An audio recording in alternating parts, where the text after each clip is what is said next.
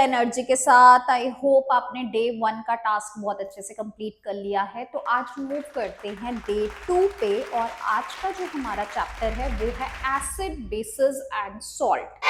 इसको भी हम फुल एनर्जी के साथ करेंगे, और मुझे बहुत अच्छा लग रहा है कि आज सेकेंड डे पे भी हम अपना सेकेंड चैप्टर कंप्लीट कर लेंगे, और इसी तरह से प्रोग्रेसिवली हमारे सारे चैप्टर्स खत्म हो जाएंगे विद इन 12 to 13 डेज, और मैक्स टू मैक्स 15 डेज, अगर एक दो दिन बीच में कोई गेस्ट आ जाता है या कुछ हो जाता है तो। ठीक है, सो चलो जल्दी से स्टार्ट कर लेते हैं। मैंने एसिड एंड बेसिस के जो इनिशियल हमारी एनसीईआरटी के पेजेस हैं उनको सबको मर्ज अप करके यहाँ पे हैंड रिटन फॉर्म में आप लोगों के लिए यहाँ पे रेडी कर दिया है। जल्दी से इसको समझ लो, एज इट इज इसको नोट कर लेना, क्योंकि यहाँ पे मैंने छोटी छोटी चीजें सारी के सारी एड ऑन कर दी है। ठीक है, सो स्टार्ट करते हैं। बहुत ही बेसिक चीज, एसिड और बेसिस का डिफरेंस जो आपको पता ही है। Acid are sour in taste, bitter in taste. Turn blue litmus red, acid है रेड हो जाएगा, ठीक है, और बेस है बी से ब्लू हो जाएगा। देन ये H प्लस आयंस देते हैं एसिड, जैसे आप HCl ले लो, H2SO4 ले लो, कोई भी एसिड लो, वो H प्लस आयंस ही प्रोड्यूस करते हैं, और बेसिस आपके OH नेगेटिव करते हैं। एसिड के लिए थोड़ी एक्स्ट्रा जानकारी की लैटिन वर्ड से आया था एसिडस से, यानी कि उसका मतलब होता है सार, और इसी के बेसिस पे हमने क्या कर दिया, इसको वो कर दिया। नेक्स्ट है, कुछ स्ट्रॉन्ग एसिड आपको दे रखे हैं, कुछ स्ट्रॉन्ग बेसिस दे रखे हैं, वीक एसिड्स के नेम दे रखे हैं, वीक बेसिस के दे रखे हैं। समटाइम आपको क्वेश्चन में आ जाते हैं, 4-5 ऑप्शन होते हैं, और आपको बोलते हैं कि इसके अंदर से वीक एसिड या वीक बेसिस को आप क्या करो, हटाओ या बताओ, तो आप ये कर सकते हो। कंसंट्रेटेड एसिड, आप लोगों ने नोटिस किया होगा कि आप जब लैब में जाते हो तो कहीं पे लिखा होता है डाइल्यूट, कहीं पे लिखा होता है कंसंट्रेटेड। तो कंसंट्रेटेड का मतलब होता है कि वहां पे हमारी सॉल्यूट का अमाउंट ज्यादा है कंपैरेटिवली सॉल्वेंट के। तो अगर कंसंट्रेटेड एसिड है तो उसका मतलब क्या होगा कि ज्यादा एसिड है, लेस वाटर है। सपोज टू बी 90% एसिड है, 10% वाटर है। उसी का उल्टा डाइल्यूट एसिड बन जाता है जब आपका सॉल्वेंट ज्यादा हो जाएगा और सॉल्यूट कम हो जाएगा। तो मोर वाटर लेस, ये तो दिमाग में बस रखने वाली चीज है। यहाँ पे कर लेना, एल्कलीज आर इंपॉर्टेंट। एल्कलीज वो बेसिस होते हैं जो सॉल्यूबल होते हैं इन वाटर, तो bases which are soluble in water are known as alkalis. So यहाँ पे एक अच्छा सा क्वेश्चन पूछा जाता है, क्या ऑल बेसिस आर एल्कलीज, क्या सारे बेसिस एल्कली होते हैं, मतलब सारे बेसिस डिसॉल्व हो जाएंगे, सॉल्यूबल हो जाएंगे वाटर में, तो नो। तो all bases are not alkalis, but all alkalis are bases, क्योंकि एल्कली बने ही बेस से है। तो ये दो क्वेश्चन यहाँ पे आप कर लेना। नेक्स्ट यहाँ पे अगर आप बोलते हो तो मैं लिख भी देती हूँ, ठीक है। क्या है हमारा, are all alkalis are bases, ठीक है। और इसी का दूसरा उल्टा कर लेना, are all bases are alkali. तो क्या होगा, सारे एल्कलीज बेस होते हैं, यस। क्या सारे बेस एल्कली होते हैं, नो, ठीक है। चलो नेक्स्ट है कि अब ये चीज एसिड है या बेस। आपके सामने इतनी सारी चीजें रख दी और हमने बोला बताओ क्या एसिड है या क्या बेस। आप सारी चीजों को टच कर करके या फिर उनको टेस्ट कर करके तो नहीं देखोगे ना। सपोज टू बी आपके आगे डिटर्जेंट पाउडर रखा हुआ है, आपके आगे शैम्पू रखा हुआ है, तो आप उसको ऐसे तो नहीं बोलोगे ना कि दिस इज सोपी टू टच, ठीक है वो हो गया। बट अगर कोई एसिड रखा हुआ है तो उसको भी आप नहीं फिंगर करने की कोशिश करोगे, ठीक है, कि मेरे को कहीं बर्न ना हो जाए या मेरी स्किन पे कोई एलर्जी ना हो जाए। तो अब हम हर चीज को टच नहीं कर सकते, हम हर चीज को टेस्ट नहीं कर सकते, तो अब हम कैसे बताएं कि ये एसिड है या बेस है। तो इसके लिए हमारे लिए क्या आए, इंडिकेटर्स। तो इंडिकेटर वो सब्सटेंस होते हैं जो क्या करेंगे, एसिड या बेस में जाने से या तो अपना कलर चेंज कर देंगे या वो अपनी स्मेल चेंज कर देंगे, और हमें इंडिकेट कर देंगे कि whether the substance is acidic और बेसिक। तो इसके लिए हमारे टाइप्स आते हैं natural, synthetic and olfactory. Natural indicators जो हमें नेचुरली चीजों से एक्सट्रैक्ट हो जाते हैं, मिल जाते हैं। सबसे अच्छा एग्जाम्पल है litmus, red cabbage leaf, flower of hydrangea और टर्मरिक। लिटमस जो होता है वो एसिड सॉल्यूशन में जाने पे रेड हो जाएगा और बेस में जाने पे ब्लू हो जाएगा। रेड कैबेज आपको एसिड में रेड बट बेस में वो ग्रीनिश शो होती है। हाइड्रेंजिया के आपका blue and pink. Turmeric no change in acid solution but आप बेस पे डालते ही वो रेड हो जाती है। अब सोपी टू टच होते हैं ना डिटर्जेंट पाउडर, तो आपकी अगर किसी भी सपोज टू बी ड्रेस पे कोई ग्रेवी गिर जाती है या कोई सब्जी गिर जाती है, तो हर सब्जी में कहीं ना कहीं टर्मरिक होता है, येलो स्टेन आता है। आप उस पर जैसे डिटर्जेंट डालोगे या सोप टच करोगे तो वो रेड कलर में कन्वर्ट हो जाता है। तो इसका मतलब जो टर्मरिक है वहां पे अंदर, और जब वो डिटर्जेंट के साथ गया तो वो बेस को शो कर रहा है कि मैं क्या हूं, बेसिक हूं नेचर में, टर्मरिक। ठीक है, तो वो टर्मरिक के लिए दे रखा है, तो ये आप करके देख सकते हो। सिंथेटिक में आपको दो दे रखे हैं, फिनोफ्थिलिन एंड मिथाइल ऑरेंज। एसिड के लिए फिनोफ्थिलिन नहीं है, वो बेस का इंडिकेटर है, पिंक कलर देगा, और मिथाइल ऑरेंज, ऑरेंज रेड एक जैसा कलर है तो वो एसिड को देगा और यहाँ पे येलोइश रहता है। ऑल्फैक्टरी इंडिकेटर्स वो होते हैं जिनकी स्मेल चेंज होगी। ठीक है, तो आप onion, vanilla essence, clove oil यहाँ पे ले सकते हो। अगर ये एसिड में जाते हैं तो ये अपनी स्मेल को क्या रखते हैं, मेंटेन रखते हैं, बट जैसे ये बेस में डाल दोगे ये सारी चीजें क्या हो जाएंगी, नो स्मेल या लूज स्मेल हो जाएंगी। तो ये बुक में कहीं कहीं पे दे रखा है, बहुत अच्छे से नहीं दे रखा है, इसीलिए मैंने इसको यहाँ पे डाल दिया है। नेक्स्ट अब हम करते हैं, यहाँ पे अब सॉल्ट्स भी आ रहे हैं। सॉल्ट्स का पीछे एक बहुत अच्छा एक्सप्लेनेशन है एनसीईआरटी, वो हम वहीं से ही करेंगे क्योंकि सॉल्ट पे एक आपका डेफिनेटली क्वेश्चन आता है, कवर होता है। इन वाली चीजों से बहुत ही शॉर्ट क्वेश्चंस आते हैं, इसीलिए हम इसको जल्दी जल्दी कर रहे हैं।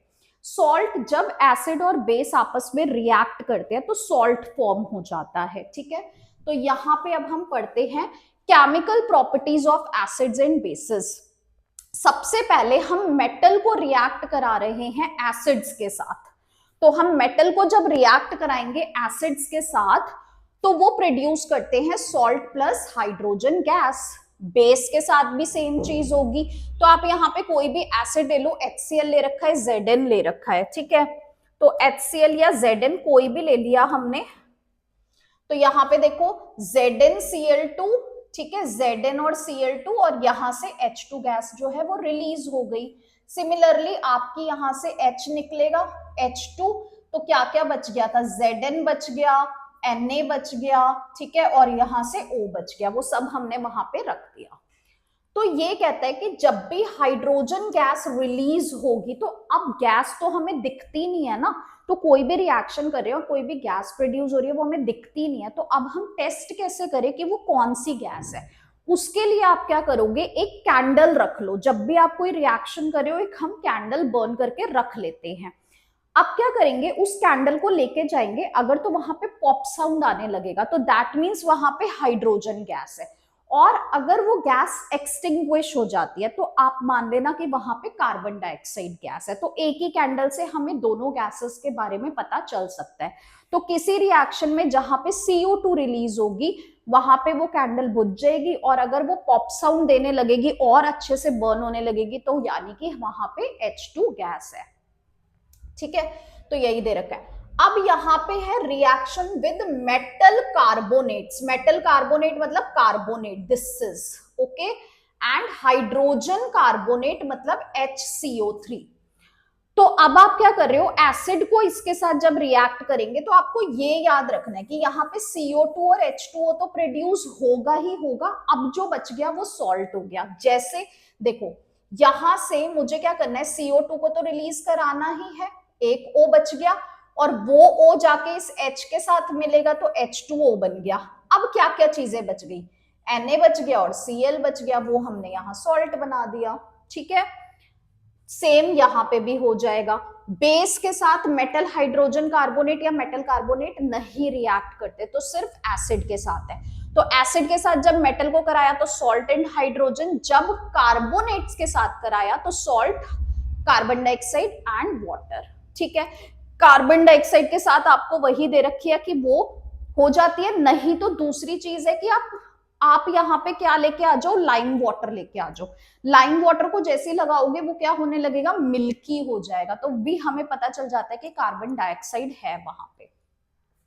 अब सबसे इंपॉर्टेंट जो यहाँ पे 1 मार्कर क्वेश्चन आपको आ सकता है, जिसके चांसेस बहुत ज्यादा हैं, वो है एसिड और बेस जब आपस में खुद ही रिएक्ट कर जाएंगे तो क्या होगा। अब जो आपको सबसे इंपॉर्टेंट क्वेश्चन यहां से आता है, जो 1 मार्कर और मोस्टली 100% पूछा जाता है, वो है आपका न्यूट्रलाइजेशन रिएक्शन। देखो यहाँ पे जब एसिड और बेस आपस में खुद रिएक्ट हो जाएंगे तो क्या होगा। तो एसिड और बेस आपस में जब खुद से रिएक्ट होते हैं तो ये फॉर्म करते हैं सॉल्ट एंड वाटर, और ये एक दूसरे को न्यूट्रलाइज कर देते हैं। तो इसीलिए हमने इसका नाम क्या रखा, न्यूट्रलाइजेशन रिएक्शन। तो देखो HCl ले लिया और ये बेस ले लिया, ये प्रोड्यूस करेगा NaCl और वाटर को। अब देखो यहाँ पे जो ये सॉल्ट प्रोड्यूस हो रहा है, ये हमें कैसे पता चलेगा कि ये एसिडिक है या बेसिक है, क्योंकि दोनों ही चीजें डाली हुई थी। तो यहाँ पे देखो अगर आप स्ट्रॉन्ग एसिड ले रहे हो तो सॉल्ट का जो नेचर आएगा वो भी एसिडिक ही आ जाएगा। जो चीज स्ट्रॉन्ग होगी वो अपना ज्यादा क्या करेगी, अफेक्ट करेगी, उसको देगी।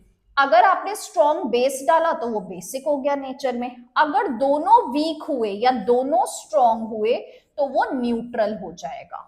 ठीक है, तो आपको ये ध्यान से करना है। उसके बाद आपका करता है मेटालिक ऑक्साइड। तो आप यहाँ पे सिर्फ ये याद रख लो कि मेटालिक ऑक्साइड्स जो होते हैं वो बेसिक होते हैं नेचर में, और जो नॉन मेटालिक ऑक्साइड्स होते हैं वो एसिडिक होते हैं नेचर में। बस यहां से आपको इतना ही करना है, यही चीजें इंपॉर्टेंट है। इसके अलावा ज्यादा जो इंपॉर्टेंट है वो है पीएच वाला पार्ट, एंड देन उसके बाद सॉल्ट वाला पार्ट, जहां से कंफर्म क्वेश्चन आते हैं, तो उस पे हम अच्छा अपना टाइम देंगे। इनको जस्ट आप नॉर्मली कर लो कि ये आपकी इंफॉर्मेशन में होने चाहिए। ऑल्फैक्टरी इंडिकेटर्स को थोड़ा ध्यान से कर लेना। सिंथेटिक में मिथाइल ऑरेंज और फिनोप्थिलिन का याद रख लेना कि किसके इंडिकेटर्स होते हैं। डन। तो अब हम आगे मूव ऑन करते हैं।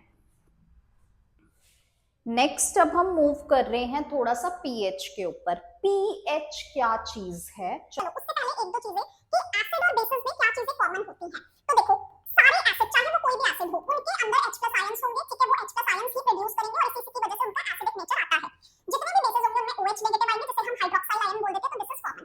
अब एक यहाँ पे ना बड़े इंपॉर्टेंट चीज दे रखी है कि जब भी हम किसी एसिड को डाइल्यूट करते हैं, ठीक है, मतलब हमारा कंसंट्रेटेड और डाइल्यूट दो फॉर्म्स थी, तो अगर हम किसी भी एसिड को डाइल्यूट कर रही हो, इस प्रोसेस को बोल देते हैं डाइल्यूशन। यानी कि हम एसिड या बेस का जो कंसंट्रेशन है H+ का और OH का, उसे हम कम कर रहे हैं। तो यहाँ पे मैं आपसे क्वेश्चन बोलती हूँ कि अगर मैं एसिड ले रही हूं एक बीकर में, तो उसमें वाटर ऐड करना ठीक है, या फिर पहले मैं वाटर ले लूं और उसमें धीरे धीरे एसिड को ऐड करूं। तो इनमें से कौन सा मेथड करेक्ट है, कि मैंने एसिड लिया हुआ है और अब मैं वाटर उसमें डाल रही हूं, या मैंने वाटर ले रखा है और अब मैं उसमें धीरे धीरे एसिड ऐड करूं। तो इसमें जो हमारा करेक्ट मेथड होगा वो होगा ये वाला। क्यों होगा भाई, देखो अगर तुमने एसिड ले लिया और उसमें वाटर डाला तो भैया एसिड ऐसे स्प्लैश आउट होगा, क्योंकि एसिड में बहुत हीट होती है। तो जैसे ही आप वाटर डालोगे, ठंडा एंड गर्म का रिएक्शन इज लाइक धूम धड़ाका, ठीक है, तो आपके हाथ जल सकते हैं, बीकर टूट सकता है, ये सारी चीजें हो सकती हैं। तो if water is added to acid, अगर हम ये वाली चीज करेंगे तो हीट जनरेट होगी, जिससे मिक्सचर स्प्लैश आउट हो जाएगा और आपको बर्न हो सकता है और ग्लास कंटेनर भी टूट जाएगा। ठीक है, तो जब भी हमें मिक्स करना है तो वाटर लेना है, धीरे धीरे एसिड डालना है, with continuation of stirring, constant stirring के साथ, तो उससे परफेक्टली हमारा एसिड जो है वो डाइल्यूट हो जाता है। तो नेक्स्ट अब टॉपिक पे मूव करते हैं, जो कि बहुत ज्यादा इंपॉर्टेंट है, पीएच। पीएच क्या होता है, पीएच यानी कि पी मतलब पोटेंस, जो कि एक जर्मन वर्ड है और जिसका मतलब होता है पावर। आपको ये पावर बताएगा किसकी, H+ आयंस की, H लगा हुआ है, तो यानी कि ये आपको हाइड्रोनियम आयन कंसंट्रेशन बताता है सॉल्यूशन में कितना है, H+ आयन का कंसंट्रेशन देगा। तो अगर तो H+ ion concentration number wise कम है, ठीक है, मतलब वो 6 है, 5 है, 4 है, 7 से कम है, तो उसे हम मान के चलते हैं एसिडिक नेचर। ठीक है, और इस तरफ हम लेके चलते हैं increase in H+ ion concentration. अगर वो 7 से ज्यादा है तो इसका मतलब वो डिक्रीज कर रहा है, और जब डिक्रीज करेगा तो OH negative ion concentration increase हो जाएगा, जिससे हम कहेंगे कि वो बेसिक है। तो सिंपल सी चीज है, अगर आपका 0 to 7 के बीच में आ रहा है तो वो एसिड होगा, अगर वो 7 से 14 के बीच में आ रहा है तो वो बेसिक होगा, और अगर वो 7th पे आ रहा है तो वो न्यूट्रल हो जाएगा। ठीक है, अब देखो पीएच ऑफ सॉल्ट दे रखा है, अगेन वही सब है, स्ट्रॉन्ग एसिड स्ट्रॉन्ग बेस तो न्यूट्रल हो गया। ठीक है, स्ट्रॉन्ग एसिड है तो एसिडिक सॉल्ट होगा, स्ट्रॉन्ग बेस है तो बेसिक सॉल्ट होगा। ठीक है, ये आपको पीएच दे रखे हैं, तो आपको माइंड में सिर्फ पीएच देना है। और ये ना एकदम फ्री का क्वेश्चन आता है 3 नंबर का, आपको क्या कर रखा होता है, वहां पे 3-4 पीएच दे रखे होते हैं। ठीक है, जैसे सपोज टू बी आपको बोलता है इस तरीके से कि ए सॉल्यूशन है, ए बी सी डी, ये 4 सॉल्यूशन है हैविंग पीएच, पीएच दे रखा है इनका 0, ठीक है, 11, 5 एंड 7। ठीक है, ये आपको पीएच दे रखे हैं, मतलब ए का जो है वो ये है, बी का ये है, सी का ये है और डी का ये है। अब ये आपसे पूछता है कि बताओ कौन सा न्यूट्रल है, तो आप बता दोगे डी है। कौन सा एसिडिक है, तो आप बता दोगे कि कौन सा है, 0 एंड 5 एसिडिक है। कौन सा बेस है, वो ये है। स्ट्रॉन्ग एसिड कौन सा है, तो 0 है, और वीक एसिड कौन है, तो 5 है। तो इस तरीके का बिल्कुल फ्री का क्वेश्चन आता है, तो इसको ध्यान से कर लेना। ठीक है, अभी हम जब क्वेश्चंस करेंगे तब हम उसको ध्यान से समझेंगे। अब है पीएच का role in our daily life. तो डेली लाइफ में पीएच कहाँ कहाँ पे इंपॉर्टेंस रखता है वो आप चीजें देखो। प्लांट और एनिमल, यानी कि हम भी और प्लांट्स भी, हम सब क्या होते हैं, पीएच सेंसिटिव होते हैं। यानी कि हमारी जो बॉडी है वो किस रेंज में काम कर रही है, 7 to 7.8 में कर रही है। अगर इससे ज्यादा होगा तो भी हमारे लिए क्या है, हार्मफुल है, इससे कम होगा तो भी हमारे को कुछ ना कुछ एलर्जी या कुछ ना कुछ हो जाएगा। ठीक है, तो ये कहता है कि जैसी पीएच रेंज जो होती है वाटर की वो लेस देन ये होगी तो उसे हम एसिड रेन बोल देते हैं। कहते हैं ना पहली बारिश में नहीं नहाना चाहिए, उसके पीछे रीजन क्या है कि जब बारिश पहली बार होती है तो आपका जो पॉल्यूशन है, जो आपके पॉल्यूटेंट्स हैं, डस्ट है, ये उसी वाटर के साथ मिक्स होता है। तो जब ये पॉल्यूटेंट उसके साथ मिक्स होंगे तो ये वाटर की नॉर्मल रेंज को डाउन कर देंगे। ठीक है, तो उससे पीएच डाउन होगा, पीएच डाउन होगा तो वो कैसी हो जाएगी, एसिडिक हो जाएगी, और एसिडिक होने की वजह से वो हमें हार्म कर सकती है, दाने, रैशेस एंड ऑल आ सकते हैं। तो पहली बारिश में सब चीजें वॉश आउट हो जाती है, देन उसके बाद वाली ओके हो जाती है। इसी तरह से तो ये बता रखा है कि एक्वेटिक स्पीशीज जो है वो हार्म हो जाती है। जैसे फैक्ट्री का वेस्ट होता है वो क्या होता है, एसिडिक होता है। अगर हम उसे रिवर बॉडी में बिना ट्रीट किए रिलीज कर देंगे तो वो वाटर बॉडीज में जाके मिक्स होगा, वहां के पीएच को डाउन करेगा, तो वहां पे जो फिश वगैरह है उनको क्या होगा, हार्म होगा। तो ये क्वेश्चन पूछ सकते हैं। सिमिलरली जो हमारी सॉइल होती है जिसमें हम प्लांट्स लगाते हैं वो भी एक स्पेसिफिक पीएच में ही काम करती है। अगर वो ज्यादा एसिडिक होगी तो आपका पौधा सरवाइव नहीं कर पाएगा, ज्यादा बेसिक हो गया तो भी यही होता है। तो हमारे गार्डनर्स को, हमारे फार्मर्स को इन सब चीजों का क्या होता है, नॉलेज होता है, एंड अकॉर्डिंगली वो उसमें चीजें फिर ऐड करते रहते हैं। अब हमारे डाइजेस्टिव सिस्टम में बहुत इंपॉर्टेंट बता रखा है कि हम क्या है, जब ज्यादा कोई स्पाइसी फूड खाते हैं या कुछ इस तरीके का फूड खा लेते हैं जिससे हमारी उसको डाइजेशन करने के लिए बॉडी को एक्सेस एसिड रिलीज करना पड़ता है। कौन सा एसिड रिलीज होता है पेट में, HCl। तो वो HCl एसिड जब ज्यादा रिलीज होगा, तो कोई भी चीज जो ज्यादा रिलीज हो रही है वो हार्म करेगी ना, तो लिनिंग ऑफ द स्टमक में क्या होगी, जलन मचेगी। अब कोई चीज ज्यादा हो गई है उसको कम करना है तो क्या करेंगे, एसिड ज्यादा हो रहा है उसको न्यूट्रल करना है तो बेस ऐड करेंगे। तो यहाँ पे हम क्या कर लेते हैं, एंटासिड्स का यूज करते हैं। जैसे आपका मिल्क ऑफ मैग्नीशिया है, ठीक है, या डाइजीन बोल देते हैं, इनो बोल देते हैं, ये सारी चीजें बेसिक है, तो आप जब वो लोगे तो आपको रिलीफ मिल जाएगा। ठीक है, तो ये सब चीज यहाँ लिखी हुई है। टूथ डिके, यानी कि हमारे जो दांत खराब होते हैं। अब क्या होता है, रात को हम खाना खा लेते हैं तो जो हमारे फूड पार्टिकल्स टीथ में रह जाते हैं, और अगर हम ब्रशिंग ना करें, फ्लॉसिंग ना करें, तो उससे क्या होगा कि वो जो रात में फूड पार्टिकल्स है उसमें से शुगर होता है मोस्टली सब में, तो आपके बैक्टीरियाज वगैरह उसको वहां पे क्या करेंगे, डिके करेंगे। और तो आपका जो टूथ इनेमल है वो कैल्शियम फॉस्फेट से बना होता है, और जो वहां पे आपके बैक्टीरियाज एंड ऑल होते हैं वो एसिड प्रोड्यूस करते हैं, जिससे कि वो फूड पार्टिकल डिग्रेड हो सके। तो वो जो एसिड है वो आपके टीथ्स को क्या कर देता है, कोरोड कर देता है, येलोइश कर देता है, या फिर कैविटी ला देता है। तो अब एसिड हो गया, तो उसको न्यूट्रलाइज करने के लिए आपको क्या यूज करना पड़ेगा, टूथपेस्ट, जो कि बेसिक होता है और वो उसको प्रिवेंट कर लेता है। नेक्स्ट आपका वेरी इंपॉर्टेंट चीज यहाँ पे, जब आपको कोई भी बी स्टिंग कर लेती है, मधुमक्खी, काटा हुआ है या नहीं काटा हुआ सबको, है ना, एक ना एक बार किसी को काट, मतलब देखा तो जरूर होगा अगर काटा नहीं हुआ तो, कि जब भी कुछ ऐसा होता है वो इतना ज्यादा स्वेल हो जाता है, रेड होता है, उसको बहुत पेन होता है। तो दैट टाइम वहां पे वो भी क्या करते हैं, एसिड रिलीज कर देते हैं। अब जब वो एसिड अंदर जाएगा तो उसको अगर न्यूट्रलाइज करना है तो आपको बेस अप्लाई करना पड़ता है। तो हम बेकिंग सोडा लगा सकते हैं, कैलेमाइन सॉल्यूशन लगा सकते हैं, या कोई भी और चीज जो बेसिक हो नेचर में। सिमिलरली यहाँ पे उसी तरह का नेटल लीव्स का भी दे रखा है, कौन सा एसिड दे देती है, मिथेनोइक एसिड, जिससे ये सब होगा तो हम वहां पे भी बेस अप्लाई कर सकते हैं। कुछ यहाँ पे बहुत इंपॉर्टेंट एसिड्स के नेम है जो हमारे खाने पीने की चीजों में होते हैं। विनेगर में कौन सा एसिड होता है, ऑरेंज में कौन सा होता है, टोमेटोज में ऑक्सैलिक एसिड है, ऑरेंज में सिट्रिक एसिड है, एंट एंड नीटल में मिथेनोइक एसिड है, टेमेरिंड में टार्ट्रिक एसिड है, कर्ड में आप लैक्टिक एसिड है। ये सारे एसिड्स को दिमाग में रख लेना, कुछ मुश्किल नहीं है, आप पहले से भी पढ़ते आ रहे हो, तो ऐसा नहीं हो रहा कि लास्ट टाइम ही बर्डन डाला जा रहा है तुम पे, ठीक है। थोड़ा सा ध्यान दोगे ना, आराम आराम से करो, हार्डली सुनने में देखो कितना टाइम जा रहा है, इसके बाद इसको जब आप लिखोगे तो दिमाग में रिकॉल करते हुए लिखना है। तो जो आपको 1.5 घंटा देना है उसके लिए ये सफिशिएंट हो जाएगा, ठीक है।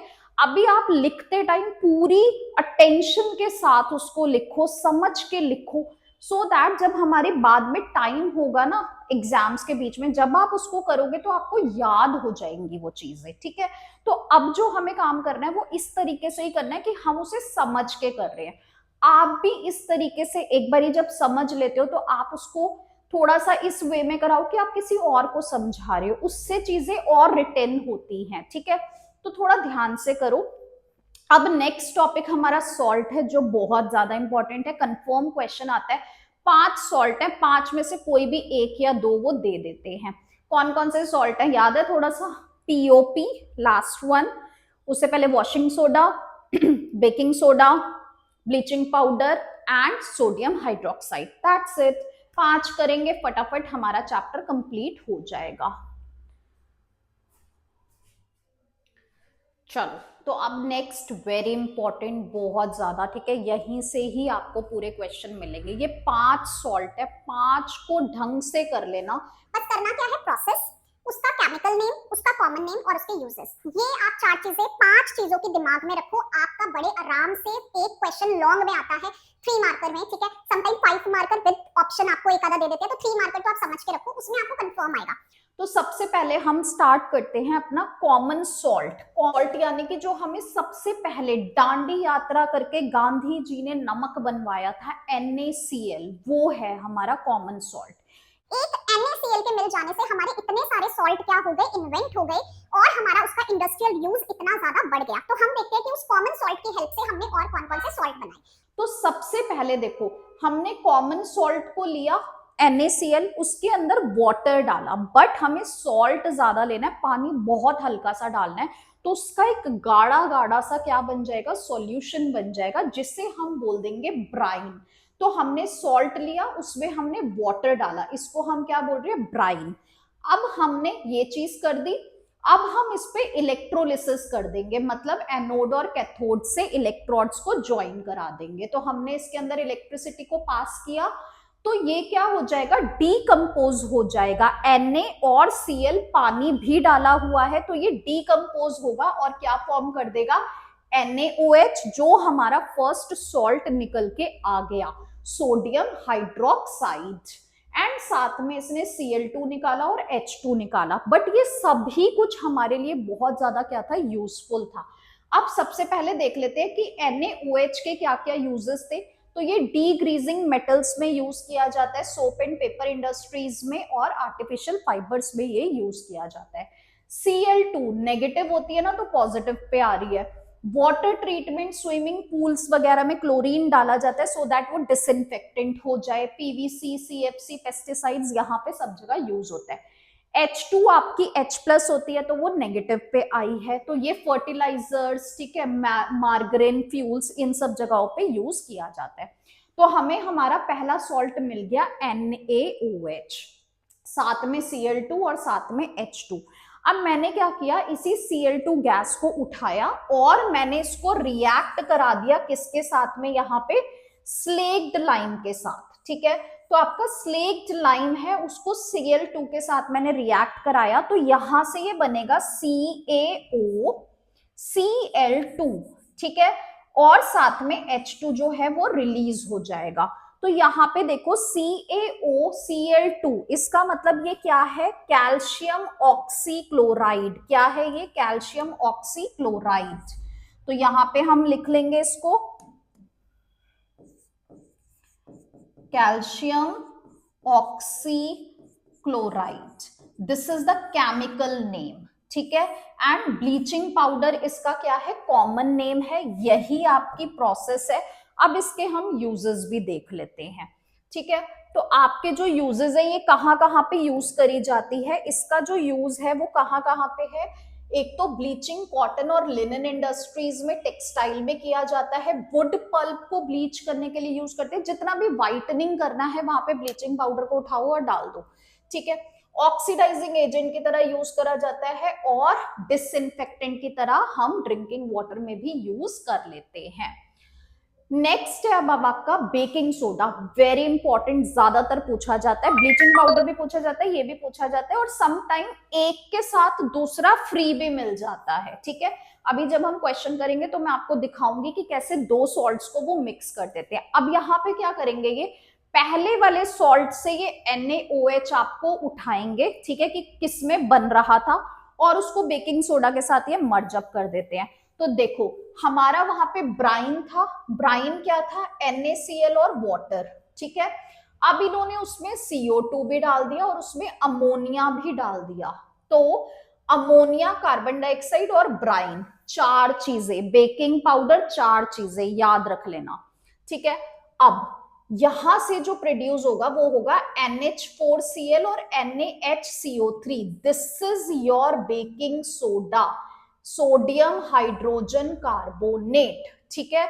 इसको हम कहाँ पे डालते हैं, जब हमें फास्टर कुकिंग करनी है, जैसे कभी कभी छोले उबालने में, राजमा उबालने में डो लगाते हैं जब भटूरे का, ठीक है, या फिर हम बेकिंग इंडस्ट्रीज में डालते हैं सो दैट वो चीज फ्लफी हो जाए, ठीक है। तो हम बेकिंग सोडा को डालते हैं सो दैट हमारी कुकिंग जो है वो थोड़ी सी फास्ट हो जाए।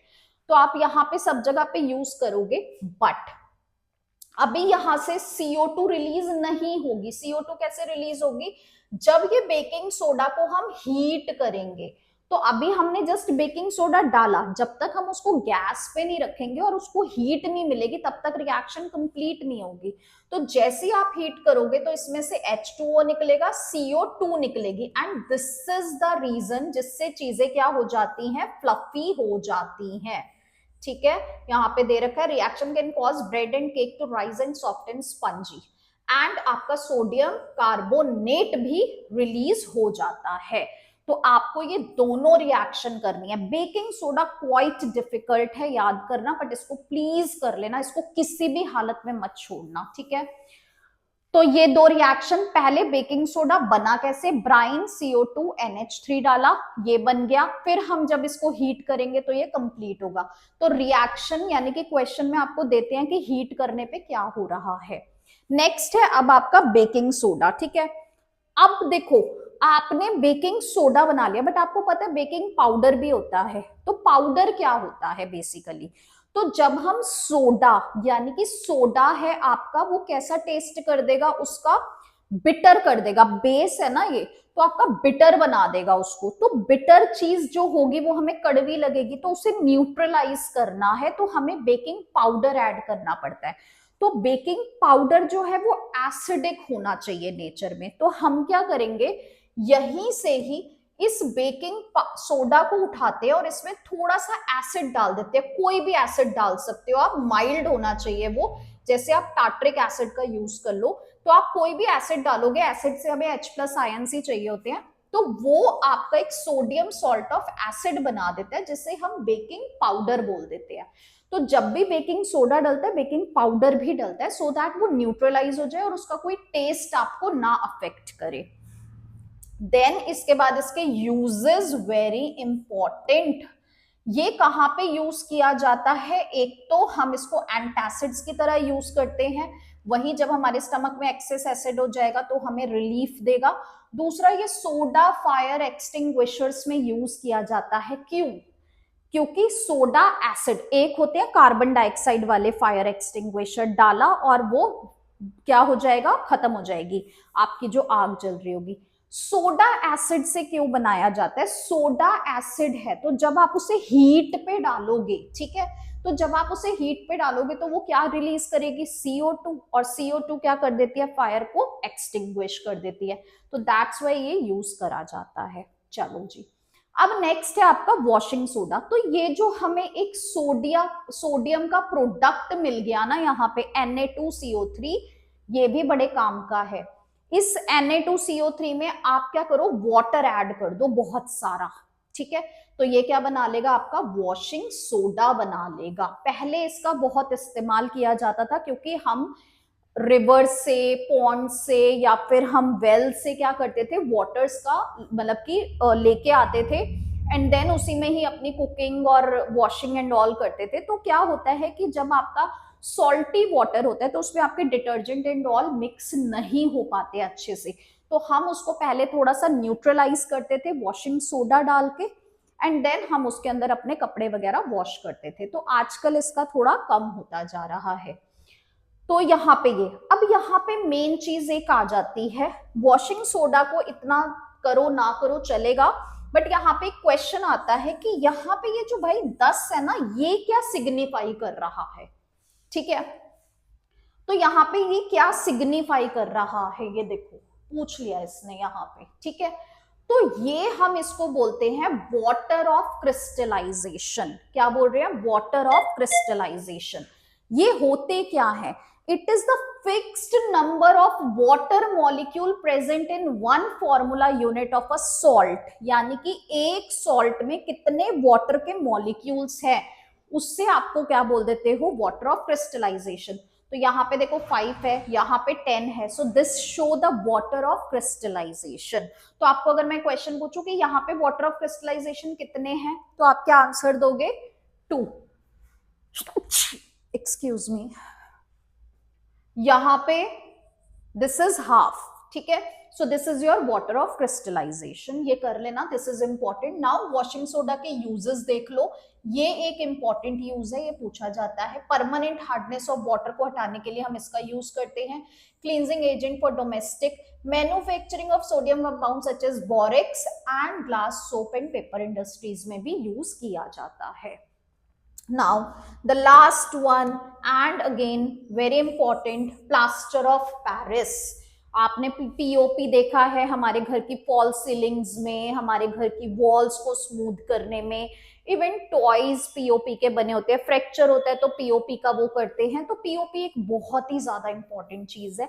अब ये पीओपी बन किससे रहा है, ये देखो, एक हमारा कंपाउंड होता है जिसे हम जिप्सम बोलते हैं, ठीक है, ये जिप्सम को जब हम हीट करते हैं एट 373 केल्विन पे, यानी कि 100 डिग्री सेल्सियस पे, तो यहां से निकल के आता है हमारा plaster of Paris, that is calcium sulphate hemihydrate, hemihydrate calcium sulphate, okay, तो CaSO4 गिव्स दिस, तो ये पीओपी बन गई। तो आपने क्या किया, यहां पे आपने क्या किया, CaSO4 इंटू 2H2O था, इसको आपने हीट किया, कितने पे, 373 केल्विन पे हीट किया, तो आपको क्या मिला, CaSO4 इंटू हाफ H2O। कितने वाटर मॉलिक्यूल का लूज हो रहा है यहाँ पे, 1.5 वाटर मॉलिक्यूल्स का। तो तो ये 1.5 वाटर मॉलिक्यूल क्या हो गए, इवेपोरेट हो गए, तो आपको मिल गया यहाँ पे पीओपी। अब जब आप पीओपी से कोई काम करते हो तो आपने देखा है कि पाउडर में वो वाटर को ऐड करते हैं, तो वो जब वाटर ऐड करेंगे तो अगेन वो हार्ड सब्सटेंस बन जाता है और फिर वो किसमें कन्वर्ट हो जाता है, जिप्सम में। सो दिस इज रिवर्सिबल रिएक्शन। तो जब आप इसमें वाटर ऐड कर दोगे तो ये अगेन क्या बन जाएगा, जिप्सम बन जाएगा। ठीक है, तो ये यहाँ पे आपको रिवर्सिबल वाली रिएक्शन दे रखी है और यहाँ पे आपसे ये पूछ रहे हैं अलग अलग तरह के क्वेश्चंस। ठीक है, ये सारे कर लेना आप। यहाँ पे पीओपी के कुछ एग्जाम्पल्स भी लिखे हुए हैं, वो कर लेना। सॉरी एग्जाम्पल नहीं, यूजेस लिखे हुए हैं कि कहाँ कहाँ पे ये यूज किया जाता है। ठीक है, सो ये आप सारा अच्छे से कर लोगे। ये 5 salt, process, chemical name, common name, uses, process मतलब इक्वेशन, तो आप इनको अच्छे से करो, यहां से डेफिनेटली एक क्वेश्चन आएगा। ठीक है, सो फर्स्ट जो चैप्टर था उसमें एक्टिविटीज थी, आज जो हमने चैप्टर किया इसमें सॉल्ट एंड पीएच है। तो 2 चैप्टर केमिस्ट्री के डन हो गए हैं, 2 रह गए हैं, धीरे धीरे करके सब हो जाएगा, टेंशन नहीं लेनी है। सो जल्दी से आज अपने नोट्स को कंप्लीट करो, अच्छे से डेकोरेट करो, बना के रखो, सो दैट हम फाइनल टाइम पे उससे अच्छे से रिवाइज कर सके। Thank you so much, I hope you like it and you understand it very well.